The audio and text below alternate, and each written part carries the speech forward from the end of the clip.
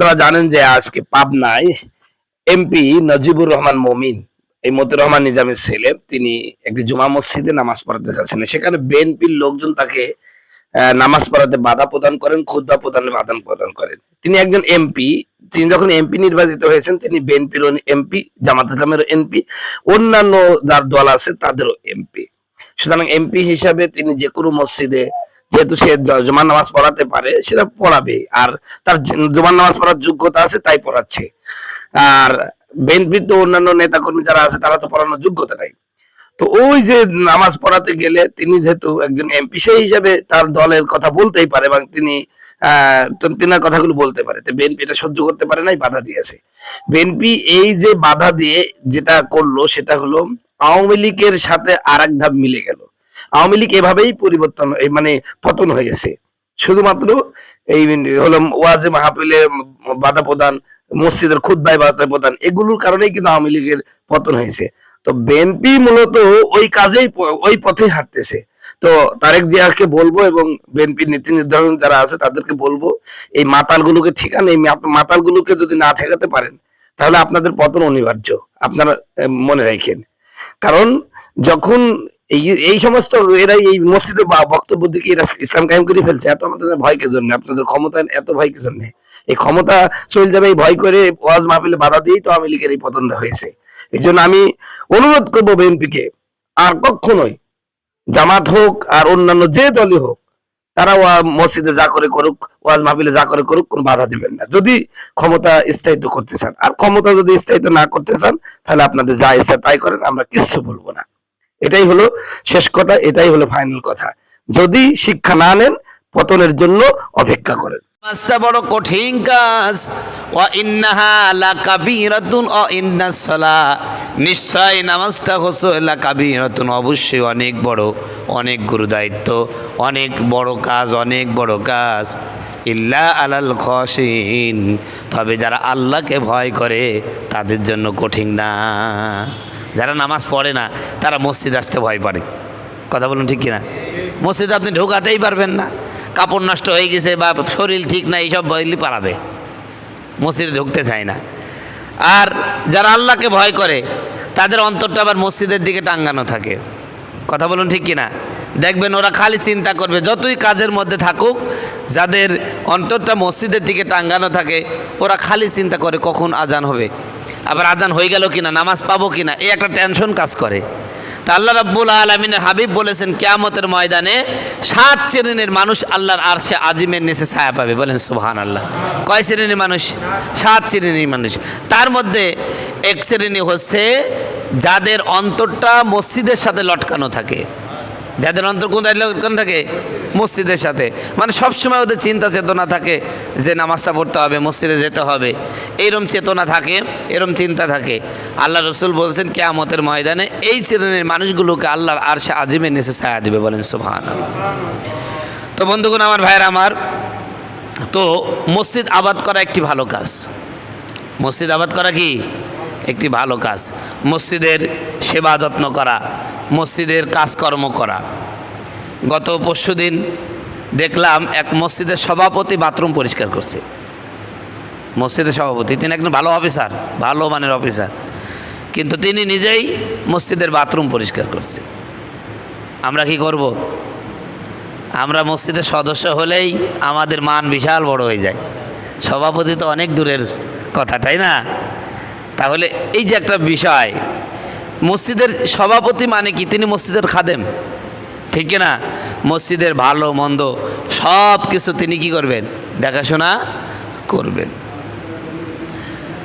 আমরা মসজিদের কাজ করাকে একটা নিজের কাছে ছোট মনে করি, কিন্তু মসজিদের কাজের মতন বড় কাজ কিছু নেই। আল্লাহ রসুল বলছেন, যে ব্যক্তি আল্লাহর জন্য মসজিদ পরিষ্কার করবে, ভালো করে শোনেন, আল্লাহ রসুল বলছেন, যে ব্যক্তি আল্লাহর জন্য মসজিদ পরিষ্কার করবে, আল্লাহ পাক তার অন্তর পরিষ্কার করে দিবে। বলেন সুবহানাল্লাহ। এই জন্য মসজিদের কাজকে এটা বিশাল গনিমতের কাজ মনে করতে হবে। আল্লাহ রসুল নিজে মসজিদের কাজ করছেন। যখন মসজিদে নির্মাণের কাজ শুরু হলো, রসুলের মসজিদটা তো কাঁচা ইট দিয়ে বানানো হয় প্রথমে, জানেন তো? যে দেওয়ালটা ধারিটা তৈরি হয় কি দিয়ে? কাঁচা ইট দিয়ে। আল্লাহ রসুল নিজে সাহাবায়ে কেরামের সাথে কাঁধে কাঁধ মিলে ওই ইট তিনি কি করছেন সাহাবীদের সাথে নিয়ে গেছেন। রসুল নিজে কি করছেন এই কাজে সহযোগিতা করছেন। আর একটা কথা বলে, আল্লাহ রসুল যখন নবী হন নাই তখন কাবা শরীফের পুনর্নির্মাণ কাজ হয়। কথা বুঝতে পারছেন? আল্লাহ রসুল কাবা শরীফের পুনর্নির্মাণ কাজ যখন হয় তখন মক্কার মুশরিকদের সাথে, আল্লাহ রসুলের চাচারা তো সবাই মুশরিক ছিল না, তারা তো সে মূর্তি পূজারই ছিল, কিন্তু ওরা মুশরিক হলো এই বাইতুল্লাহর অর্থাৎ কাবা শরীফের কাজকে তারা বিশাল সোয়াবের কাজ মনে করতেন। আমার নবীও কিন্তু এই কাজ থেকে নিজেকে নিবৃত রাখেন নাই। ওনাদের সাথে কাঁধে কাঁধ মিলে আমার নবী পাথর কেটে সেই পাথর কাবা শরীফের দেওয়ালে গিয়ে যাই লাগাইছেন, খাটাখাটনি করছেন। এক পর্যায়ে আল্লাহ রসুলের লুঙ্গিটা ছিল, আগে তো সেলাইবিহীন লুঙ্গি ছিল, প্রচণ্ড বাতাস আর এর মধ্যে লুঙ্গি পরে চলাফেরা কষ্ট হচ্ছে, বারবার ওই পায়ের সাথে বাইধে যায়। তখন রসুল সাল্লামের দাদা আব্দুল মুতালেব, না রসুল সাল্লামের চাচা আবু তালেব, তিনি বলছেন তুমি লুঙ্গিটা খুলে ফেলো। মানে সবাই ওরা লুঙ্গি খুলেই কাজ করছে। মানে মক্কার একটা মানুষের ধারণা ছিল ওরা কাবা শরীফের কাজ যখন করতো তখন কিছু পরতো না, ল্যাংটা হয়ে করতো। তাদের ধারণা কি জানেন, যে এই পোশাক পরে তারা বিভিন্ন অকাম কুকাম করেছে, আল্লাহর ঘরের কাজ করবে, এইখানে তো এটা ঠিক না, এই পোশাক পরেতে এই কাম করেছে। এই জন্য ওরা ন্যাংটা হয়ে তপ করতো আর ন্যাংটা হয়ে মক্কার কাবার কাজ করতো, বুঝছেন? তা রসুল সাল্লাল্লাহু আলাইহি ওয়াসাল্লাম জীবনে কোনোদিন ন্যাংটা হন নাই, উলঙ্গ হন নাই। তো এক পর্যায়ে আল্লাহ রসুল শুনেন নাই, একজন টান মরে লুঙ্গি খুলে দিছে, আমার নবী বেহুশ হয়ে গেছে, সাথে সাথে বেহুশ হয়ে গেছে। পরে আবু তালেব এবার লোকজনকে সতর্ক করতে লাগছেন। তারপরে কথা বলতে, তোমরা এরকম করলা কেন? আমি আমার ভাতিজাকে দেখেছি জন্মের পর থেকে, আমার ভাতিজা কোনোদিন কি হয় নাই উলঙ্গ, সামান্যতম লুঙ্গি বা উলঙ্গ হয়ে গেলেই অমনি সাথে সাথে কান্না শুরু করে দিত, তোমরা এই কাজটা ঠিক করো নাই। পরে তাড়াতাড়ি করে লুঙ্গি পরাই দিয়েছে, নবীর হুঁশ বেড়ে আইছে, বলেন সুবহানাল্লাহ। তে আল্লাহ নবী মুহাম্মদ সাল্লাল্লাহু আলাইহি ওয়াসাল্লাম তিনি মসজিদের কাজ নিজে করেছেন, তাই না?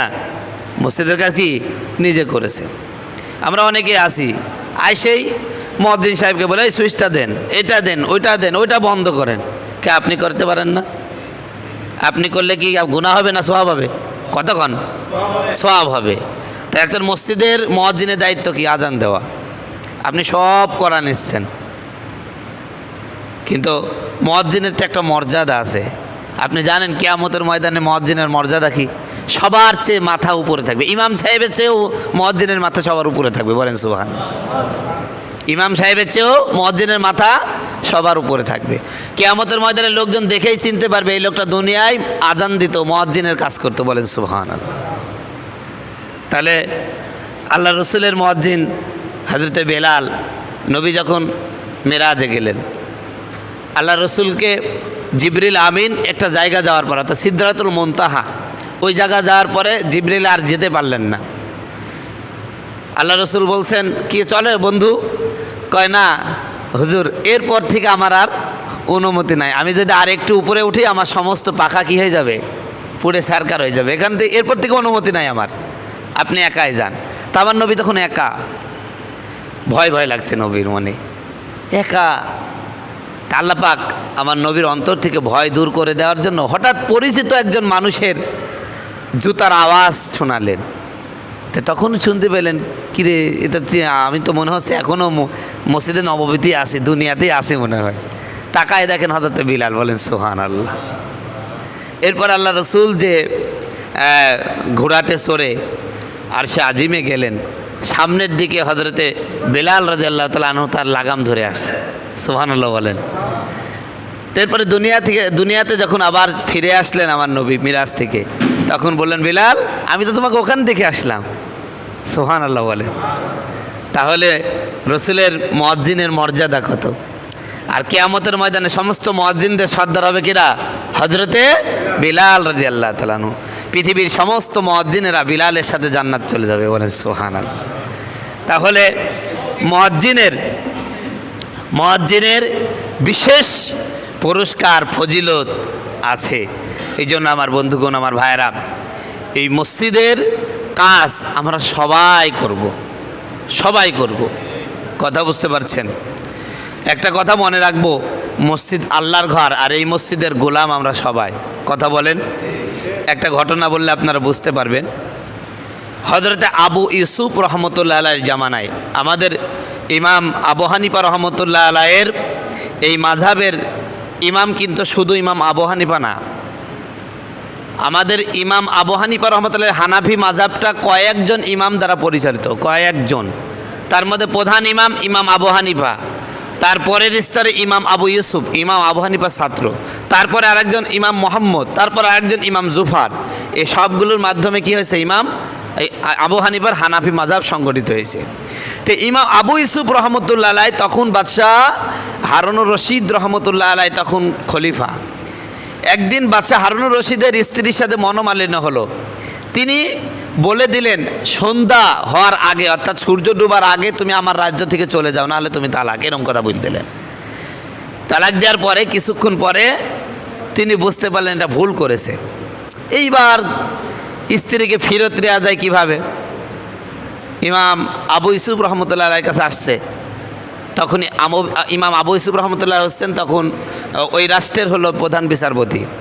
আগে বিচারপতি নিয়োগ হতো, যিনি বড় মুফতি মুহাদ্দিস বড় ইমাম তিনি কি হতেন, বিচারপতি হতেন। এখনও যদি বাংলাদেশে ইসলাম কায়েম হয় তাহলে এই যে যতগুলো মসজিদ আছে এই মসজিদের মধ্যে কেন্দ্রীয় মসজিদের ইমাম যিনি হবেন তিনি কি হবেন, এলাকার বিচারক নিয়োজিত হবেন। যেমন আফগানিস্তান এখন হচ্ছে, প্রতিটা এক একটা মহল্লায় 3-4টা মসজিদ আছে, ওই মসজিদের মধ্যে কেন্দ্রীয় মসজিদের যিনি ইমাম তিনি কি ওই এলাকার মেম্বার বলেন, চেয়ারম্যান বলেন, বিচারক বলেন, তিনি সেই। তো আমার দেশেও যখন ইসলাম কায়েম হবে এটা হবে ইনশাল্লাহ। তো ইমাম আবু ইউসুফ রহমতুল্লাহ তখন রাষ্ট্রীয় প্রধান বিচারপতি, তার কাছে গেছে। ইমাম আবু ইউসুফ রহমতুল্লাহর কাছে যখন বাদশাহ হারুনুর রশিদ আসছেন, তিনি তো রাষ্ট্রপতি, তাকে সম্মান দিয়েছে। দিয়ে বলছে, সম্মান টম্মান বাদ দাও, আগে আমি আমার স্ত্রী যেই কথা বলছে এটা আমারে ফেরত আনার ব্যবস্থা করে দেন। তো কাজী ইমাম আবু ইউসুফ রহমতুল্লাহ বলছে, আপনি ব্যস্ত হেন না, ব্যবস্থা আছে। কয় ব্যবস্থা আছে মানে আসর হয়ে গেছে, এই সূর্য ডুবলেই আমার স্ত্রী তালাক হয়ে যাবে। তো বলছে, না আপনি চিন্তা করেন না, আমি আছি তো। পরে আপ্যায়ন টাপ্যায়ন করার পরে বলছে, কয় মাসলা বলেন। কয় বাদশাহ হারুন রশিদ, আপনি আপনার স্ত্রীকে সূর্য ডুবার আগে আপনার স্ত্রীকে মসজিদের মধ্যে ঢুকাই দেন। বলেন সুবহানাল্লাহ। কে মসজিদের মধ্যে ঢুকাই দেবো? মসজিদ তো আমারই। কয় সত্যি আপনার মসজিদ? হ্যাঁ মসজিদ তো আমি, মসজিদের মালিক আমি। তাহলে মসজিদে নামাজই হবে না। কয় কেন? কয় মসজিদ যদি কোনো ব্যক্তির মালিকানা মসজিদ হয় সেই মসজিদে নামাজ হবে না। এই মসজিদ আপনার না, এই মসজিদ হলো আল্লাহর। জোরে বলেন সুবহানাল্লাহ। মসজিদ কার? আপনি সূর্য ডোবার আগে মসজিদে ঢুকাই দেন, এখানে আপনিও গোলাম আমিও গোলাম। আমি এই দেশের প্রধান বিচারপতি, আমিও এই মসজিদের গোলাম, এই মসজিদের মালিকের গোলাম। আপনি এখানকার রাষ্ট্রপতি, আপনি এই মসজিদের মালিকের গোলাম। সুতরাং আপনার স্ত্রীকে আপনি ঢুকাই দেন, এই মসজিদ আপনার না। জোরে বলেন সুবহানাল্লাহ। এবার সূর্য ডোবার আগে তার স্ত্রীকে ঢোকাইছে, সূর্য ডোবার পরে বের করেছে, তালাক হয় নাই। সম্মানিত ভাইয়েরা আমার, সুতরাং এই ঘরে আমরা যারাই আসবো সবাই আল্লাহর গোলাম। কথা বলুন ঠিক কিনা? সম্মানিত বন্ধুগণ আমার, ভাইয়ার আমার, এ কথাই আল্লাহ কোরআনুল কারীমের মধ্যে বলছে, ইন্নামা ইয়া'মুরু মাসাজিদাল্লাহ, নিশ্চয় মসজিদের দায়িত্ব পালন করবে ওই সকল ব্যক্তিরা মান আমানা বিল্লাহ, যাদের আল্লাহর প্রতি ঈমান আছে। সুতরাং কোনো অমুসলিম কোনো মসজিদের সভাপতি বা কোনো দায়িত্বশীল হতে পারবে না। এমনকি মসজিদে যেই মসজিদটা উদ্বোধন হয়ে গেছে, নামাজ হয়ে গেছে, এই মসজিদে কোনো অমুসলিম প্রবেশ করতেই পারবে না। এটা হারাম সম্পূর্ণভাবে। কথা জানেন তো, বিভিন্ন জায়গায় দেখা যায় হিন্দু কর্মচারী এনে মসজিদ মেরামত করা হয়, এটা জায়েজ নাই, সম্পূর্ণভাবে হারাম। মসজিদে শুধুমাত্র ঢুকবে কারা? মুমিন ইমানদাররা। এখন বলতে পারেন হুজুর ওরা তো মানুষ, কেন? এরা কিন্তু বলে এরকম ফতোয়া মাইর দেয়, আমরা মানুষ না। আপনারা মানুষ কিন্তু নাপাক মানুষ, কারণ আপনার মধ্যে কি নাই? ঈমান নাই। আল্লাহ পাক মুশরিকদেরকে নাপাক বলেছেন। আল্লাহ যাকে নাপাক বলবেন সে নিশ্চয়ই নাপাক। আল্লাহ পাক বলছেন ইন্নামাল মুশরিকুনা নাজাসুন, নিশ্চয় মুশরিকরা নাপাক। কার কথা? আল্লাহর কথা। সূরা তাওবা, ইন্নামাল মুশরিকুনা, নিশ্চয় মুশরিকরা। মুশরিক মানে যারা আল্লাহর সাথে শিরিক করে, এরা কি? নাজাসুন, নাপাক। সুতরাং এরা মসজিদে প্রবেশ করতে পারবে না। কাবা শরীফের 50 কিলোমিটার আগে থাকতে অমুসলিম প্রবেশ নিষিদ্ধ। ডাক্তার জাকির নায়েকের কাছে প্রশ্ন করেছিল একবার যে আপনারা মসজিদুল হারাম কাবা শরীফে আমাদের ঢুকতে দেন না কেন? তো ডাক্তার জাকির নায়েক একটা সুন্দর উত্তর দিয়েছিলেন। তিনি বলছিলেন যে আপনি ভারতের নাগরিক, আপনি কি সব জায়গায় ঢুকতে পারেন? যেমন আর্মি ক্যান্টনমেন্ট আছে, আর্মিদের যে গোপন যে জায়গায় হয় ওই জায়গায় কি সাধারণ মানুষ ঢোকা যায়? গতকালকে মেন্টালে গেছিলাম, মেন্টালে যে মহিলা যে ওয়ার্ড, ওখানে লেখা আছে সর্বসম্মতিক্রমে সকল জনগণকে ঢোকা নিষেধ। আমি যদি ঢুকতাম তাহলে আমাকে ধরে ফেলতো। কথা বলুন ঠিক কিনা? কারণ নিষেধ। তো ঠিক তদ্রূপভাবে প্রত্যেকটা দেশের যেমন একটা প্রাইভেসি আছে, ইসলামের প্রাইভেসি হচ্ছে কাবা শরীফ, মসজিদগুলো, এইগুলোতে ঢুকতে হলে টিকিট নিতে হবে। সেই টিকিটটাকে অনুমতি নিতে হবে, সেটা আল্লাহর অনুমতি। অনুমতিটা কি? ইমান। ইমান ছাড়া সেখানে ঢোকা যাবে না। আপনি মানুষ ঠিক আছে, কিন্তু আপনি ওখানে ঢুকতে পারবেন, আপনি ইমান নেন। ইমান নিয়ে ইমানে মসজিদে ঢোকার অনুমতি ফর্মে আপনি আগে সই করেন, ইমানদার হন, তারপর আপনি ঢোকেন। কথা বলুন ঠিক কিনা? আমি বাংলাদেশের নাগরিক, আমি বাংলাদেশের সব জায়গায় ঢুকতে পারবো? রাষ্ট্রভবনে বা গণভবনে আমি সরাসরি ঢুকতে পারবো? কি করতে লাগবে? এখানকার কর্তৃপক্ষের অনুমতি লাগবে। অনুমতির জন্য একটা নির্দিষ্ট কি আছে? নিয়ম নীতি আছে। ঠিক তদ্রূপভাবে ইসলামে মসজিদে ঢুকতে হলে আপনি অমুসলিম, আপনি মানুষ ঠিক আছে, কিন্তু আপনি এখানে ঢুকতে হলে এখানকার ফর্ম আপনাকে পূরণ করতে হবে। সেই ফর্ম পূরণ করতে হলে কি হতে হবে?